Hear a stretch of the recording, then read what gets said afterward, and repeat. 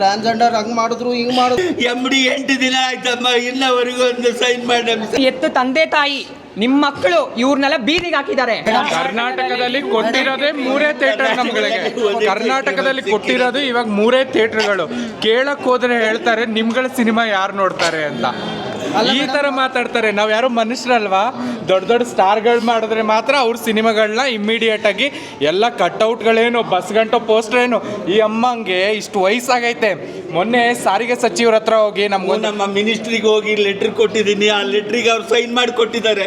ನೀವು MD ಹತ್ರ ಹೋಗಿ ಸೈನ್ ಮಾಡ್ಕೊಂಡು ಎಲ್ಲ ಗಾಡಿಗಳಿಗೆ ಪೋಸ್ಟ್ ಹಾಕ್ರಿ ಅಂತ ಕೊಟ್ರೆ, MD 8 ದಿನ ಆಯ್ತಮ್ಮ, ಇನ್ನವರೆಗೂ ಒಂದು ಸೈನ್ ಮಾಡಿ. ಆ MD ಹೆಸರು ಗೊತ್ತಿಲ್ಲ. BMTC ಸಾರಿಗೆ. ಯಾಕಂದ್ರೆ ನಾವೇನು ಮಾಡಕ್ಕಾಗಲ್ವಲ್ಲ. ಟ್ರಾನ್ಸ್ಜೆಂಡರ್ಸ್ ಅದು ಮಾಡಿದ್ರು ಇದು ಮಾಡಿದ್ರು ಆ ಥರ ಮಾಡಿದ್ರು ಅಂತ ಎಲ್ಲ ಹೇಳ್ತಾರೆ. ಟ್ರಾನ್ಸ್ಜೆಂಡರ್ಸ್ ಕಷ್ಟಪಟ್ಟು ಒಂದು ಮೂವಿ ಮಾಡಿದ್ದೀವಿ ಮೇಡಮ್. ಯಾಕೆ ನಮಗೆ ಇದು ಸಿನಿಮಾ ಹಾಲ್ ಕೊಡ್ತೀವಿ? ನಾನು ಹೇಳೋದೇನೆಂದ್ರೆ, ನೀವು ನಮ್ಮನ್ನ ಬೆಳೆಸಿದ್ದೀರಾ, ನೀವು ನಮ್ಮನ್ನು ಬೆಳೆಸಿದ್ದೀರಾ, ಈ ಸಿನಿಮಾವನ್ನ ಬೆಳೆಸ್ರಿ, ಸಪೋರ್ಟ್ ಮಾಡ್ತಿಲ್ಲ. ಸಮುದಾಯ ಬೆಳೆಸ್ರಿ ಅಂತ ತಪ್ಪು ಮಾಡಿದ್ರೆ ಟ್ರಾನ್ಸ್ಜೆಂಡರ್ ಹಂಗ್ ಮಾಡಿದ್ರು ಹಿಂಗ್ ಮಾಡಿದ್ರು ಆ ಥರ ಮಾಡಿದ್ರು ಅಂತ ನೀವು ಹೆಂಗ್ ವೈರಲ್ ಮಾಡ್ತೀರಾ? ನಾವು ಒಳ್ಳೆ ಕೆಲಸ ಮಾಡಿದೀವಲ್ಲ. ನಾವು ಎಷ್ಟು ಹಗಲು ರಾತ್ರಿ ಎಷ್ಟು ನೋವುಪಟ್ಟು ಎಷ್ಟು ಒಳ್ಳೆ ಸಿನಿಮಾ ಮಾಡಿದ್ದೀವಿ, ಎಷ್ಟು ಜನ ನೋಡಿದ್ದಾರೆ. ಯಾಕೆ ನೀವು ನಮಗೆ ಬೆಂಬಲ ಕೊಡ್ತಿಲ್ಲ? ಯಾಕೆ ನಮಗೆ ಫಿಲಮ್ ಟೈಕಿಸ್ಕೊಂಡು ಕೊಡ್ತಿಲ್ಲ? ನೀವು ನಿಮ್ಮ ಕಣ್ಣು ಮುಂದೆನೆ ನೋಡಿ, ನಾನು ಇಲ್ಲೇ ಹೇಳ್ತೀನಿ, ನಿಮ್ಮ ಕಣ್ಣು ಮುಂದೆನೆ ಇಷ್ಟು ವಯಸ್ಸಾದ್ರೂ ಪದ್ಮಶ್ರೀ ಅವಾರ್ಡ್ ತಗೊಂಡಿದ್ದಾರೆ ಗೊತ್ತಾ? ಇದಕ್ಕೆ ನಮ್ಗೆ ಒಳ್ಳೆ ಬೆಲೆ ಇಲ್ಲ. ಅದು ಬೇಡ, ನಿಮ್ಮ ಎತ್ತು ತಂದೆ ತಾಯಿ ನಿಮ್ಮ ಮಕ್ಕಳು ಇವ್ರನ್ನೆಲ್ಲ ಬೀದಿಗೆ ಹಾಕಿದ್ದಾರೆ.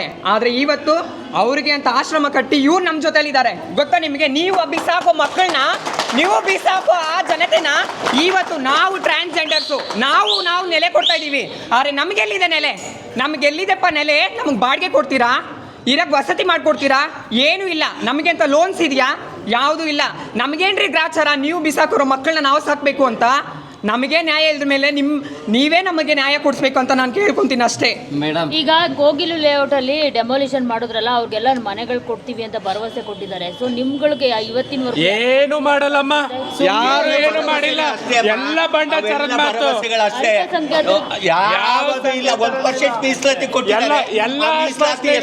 ಮುಟ್ಟಿದೆ ನಮ್ಮವರಿಗೆ ಯಾವ್ದು ಇವತ್ತು ಹೇಳ್ತಿದೀನಿ ನೋಡಿ.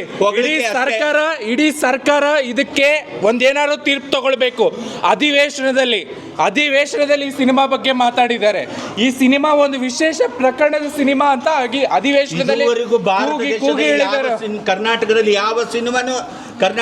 ಯಾವ ಸಿನಿಮಾನು ಅಧಿವೇಶನದಲ್ಲಿ ಘೋಷಣೆ ಆಗಿಲ್ಲ. UT ಖಾದರ್ ಅವರು ಸಂಜೆ 7 ಗಂಟೆಗೆ ಬೆಳಗಾವಿಯಲ್ಲಿ ಹೋಗಿ ನೀವೆಲ್ಲರೂ ಸಿನಿಮಾ ನೋಡ್ಬೇಕಂದಾಗ 200 ಜನ ಶಾಸಕರು, ಮಿನಿಸ್ಟ್ರು, MLCಗಳು ಇಲ್ಲೇ ಇದ್ದಾರೆ. ಇವರೆಲ್ಲ ಬಂದು ಎಲ್ಲ ಸಿನಿಮಾ ನೋಡಿದ್ದಾರೆ. ಅವರು ಅಲ್ಲಿ ಬಂದು ಸಿನಿಮಾ ನೋಡಿ ಎಷ್ಟು ಮೆಚ್ಚುಗೆ ವ್ಯಕ್ತಪಡಿಸಿದ್ದಾರೆ ಅಂದರೆ ಅಷ್ಟು ವ್ಯಕ್ತಪಡಿಸಿದ್ದಾರೆ. ಆದರೆ ನಮಗೆ ಥಿಯೇಟರ್ಗಳು ಸಿಗ್ತಾ ಇಲ್ಲ.